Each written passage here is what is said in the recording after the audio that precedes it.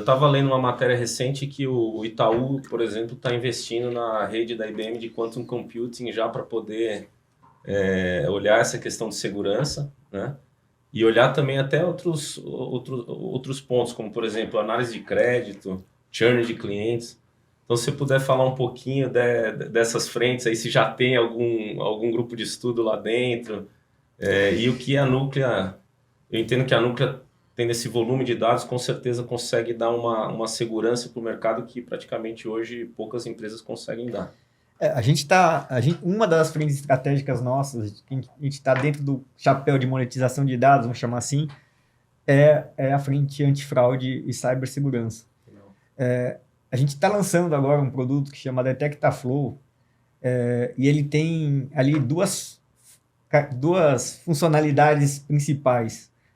Uma delas tem a ver com o registro das fraudes, um depositório único de registro de fraudes. Isso é até uma regulação que entra agora em vigor em novembro, onde todas as instituições vão precisar registrar as fraudes que acontecem para que os bancos saibam quem são os fraudadores e compartilhem, todas as instituições têm acesso. Data, né, de fraude. Então, a gente e aí tem vários prestadores de serviço que estão desenvolvendo essa solução, a Núclea é uma delas, a gente vai concorrer com os demais serviços, mas tem uma funcionalidade que só a Núclea vai ter e que vai ser muito interessante, que vai não só na declaração de quem é o fraudador, mas um instrumento de recuperação da fraude. Uma vez que a gente tiver ciência de qual conta for fraudada, a gente vai conectar todas as instituições financeiras para fazer o rastro de onde o dinheiro está passando entre as contas correntes, e aí você consegue fazer tudo, de certa forma, online. Os bancos vão comunicando e você consegue recuperar parte do dinheiro. Se não todo o dinheiro. A gente começou a pilotar esse serviço agora, a gente já está tendo uma recuperação 30% maior. Minority Report ali da fraude. Porque o que acontece? Um Pix, né? Vocês falam, o Pix ele tem risco de fraude? Não é o Pix que tem risco de fraude. Sim. Na verdade, o que acontece? Um laranja abre uma conta, aí você faz uma engenharia social lá com uma pessoa que tem recursos na conta corrente, essa pessoa acaba caindo nessa engenharia social, na fraude, e transfere dinheiro para essa conta de um laranja. E aí o Pix, o que acontece? Como ele é instantâneo, isso já acontecia com a TED, né, ou com a transferência bancária, já acontecia. Só que, como não era instantâneo, assim, até a pessoa, quando ela percebia que era fraudada, ela comunicava o outro banco e dava tempo, muitas vezes, de você conseguir segurar o dinheiro para que o fraudador sacasse. Não liquidar, né? E não liquidar. Agora, com o Pix, o negócio é tudo online, aí o fraudador está tendo mais sucesso, porque não dá tempo. Quando você vai tentar avisar a instituição que foi fraudado, o dinheiro já sumiu, né?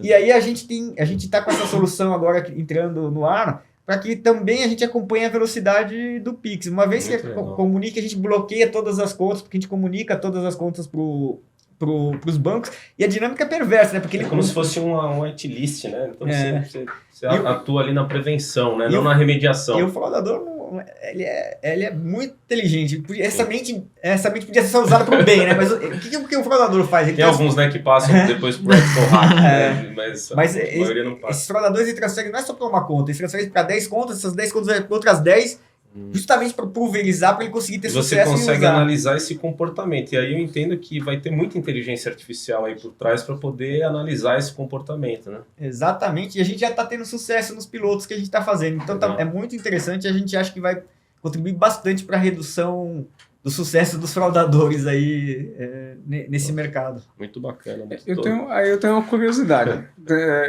Se for da parte de monetização, mas olhando o dado em si, eu acho que para quem está assistindo a gente, pensa assim, todos os dados de transações bancárias estão registrados ali. Ok, eu consigo fazer como você comentou, o DetectaFlow vai fazer essa rastreabilidade.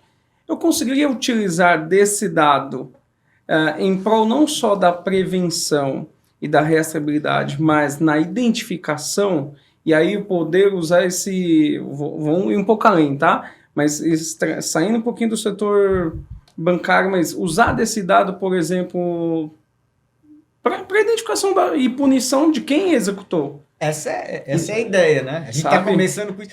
Assim, esse é o nosso sonho grande, né? A gente chegar lá e conseguir, de fato, não só inibir a fraude, né, mas também punir, né, o fraudador.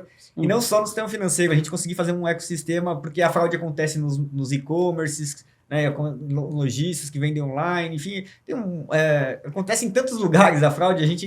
A nossa ambição é conseguir juntar mais ecossistemas para que de fato a gente torne a vida dos fraudadores mais difícil. Perfeito.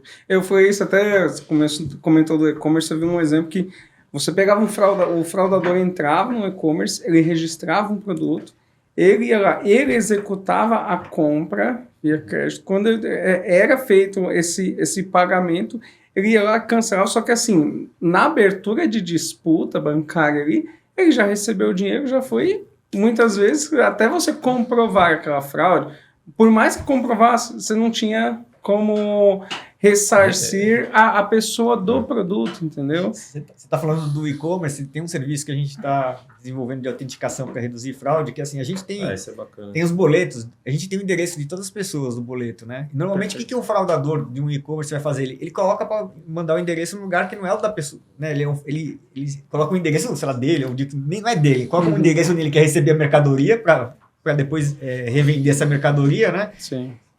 E a Nuclear sabe, se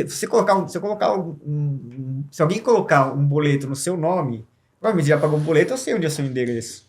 Então, se por acaso alguém um fraudador for colocar uma compra online, um endereço que não seja o seu, eu consigo falar, nunca vi esse endereço aqui.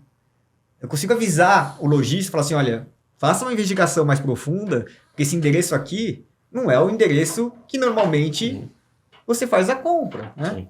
Então, a gente consegue melhorar muito a qualidade de decisão do vendedor que está fazendo online para saber se isso aqui será que é uma transação suspeita de fraude ou não.